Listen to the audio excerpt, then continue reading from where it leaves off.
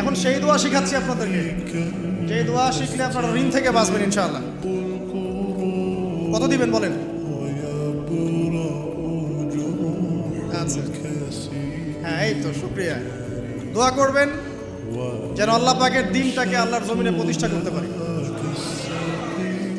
আমার সাথে বলেন, দোয়াটা হচ্ছে আল্লাহুম্মা ইকফিনি বিহালালিকা আন হারামিকা ওয়া আগনিনি বিফদলিকা আম্মান সিওয়াকা।